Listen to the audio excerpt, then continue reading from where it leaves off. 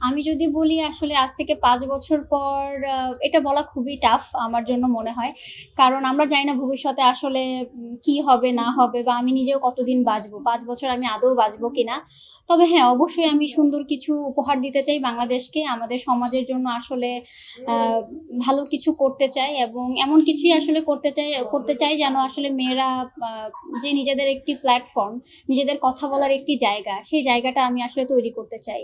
এবং আমার মনে হয় যে আসলে বাংলাদেশে এখন আ আ যেরকম পরিস্থিতি, এই পরিস্থিতিতে আসলে সবারই মনে হয় যে নিজের স্বাবলম্বী হওয়াটা খুব দরকার এবং আমাদের দেশের যে অর্থনৈতিক অবস্থা বা ভবিষ্যতে আসলে বাংলাদেশ কোন পর্যায়ে যাবে সেটাও আমরা জানি না। সেই জায়গায় মনে হয় সবাই যদি আসলে উদ্যোক্তা হয় বা নিজেদের একটি ওন প্ল্যাটফর্ম হয়, সে জায়গায় মনে হয় বাংলাদেশের অর্থনীতিও স্বাবলম্বী হবে এবং সবারই উচিত আসলে ভালো কাজ করা। আমিও আসলে ভালো কাজই করতে চাই।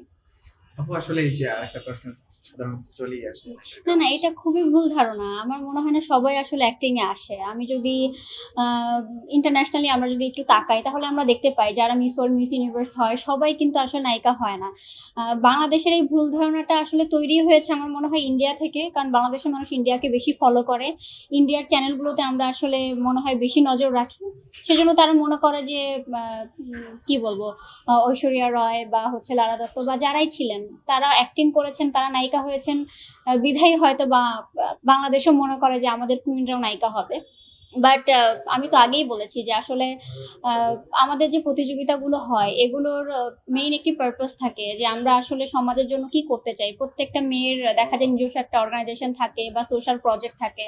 সো আমার ফিউচার প্ল্যান আসলে ঐরকমই যে নিজের কোনো একটা অর্গানাইজেশন দাঁড় করানো। আমাদের সমাজের যারা অবহেলিত আছে বা যারা আসলে আ আ আ খেটে খাওয়া মেয়েরা আছে বা এরকম অনেক মেয়ে আছে যারা আসলে হয়তোবা নিজেকে নিয়ে কনফিডেন্ট না। সেই সকল মেয়েকে আসলে আমি স্বাবলম্বী করতে চাই এবং এমন প্ল্যাটফর্ম আসলে তৈরি করতে চাই যেখানে আসলে সকল মেয়ে আসলে ভয়েস রেইজ করতে পারবে, অন্যায়ের বিরুদ্ধে কথা বলতে পারবে।